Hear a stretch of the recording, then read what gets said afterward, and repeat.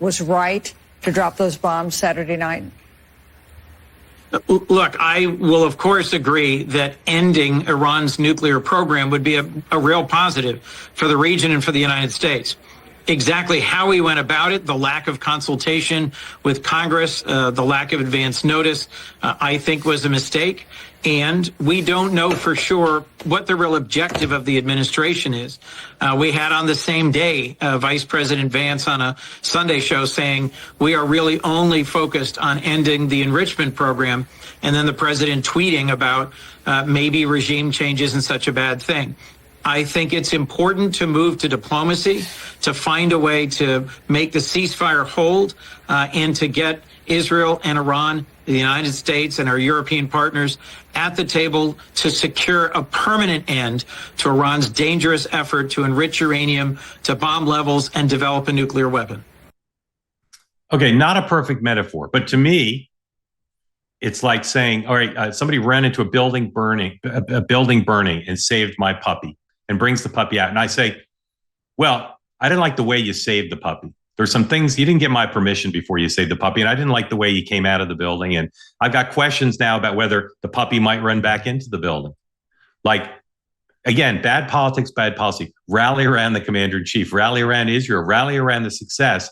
If you want to raise objections to the process, if you want to worry about what happens next, by all means, First Amendment. And if you got a principal objection, raise it. But his lack of credit to the president is striking to me. And again, the Republicans did the same thing to Democratic presidents. Here's Chris Coons also on this question of NATO. President Trump singularly has been a force for the voices of tens of millions of Americans. NATO countries need to contribute more to the defense of themselves and of the NATO alliance. Here is Chris Coons asked again on Morning Joe, what's going on? He's at the NATO meeting that President Trump's going to. What's going on in NATO regarding spending by these other countries?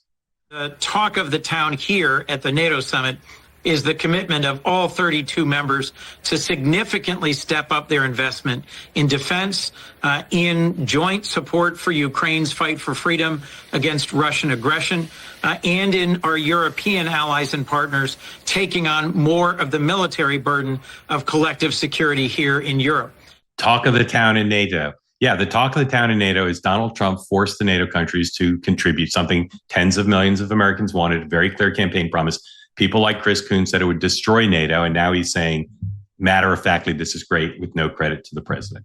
I'll say again, in matters of national security in particular, we'd be in a better country if people celebrated the success of our presidents, the things that made us stronger, even if it was politically beneficial to the president. They should do it on Iran. No matter what happens with the deal, President Trump did it. He effectively did it.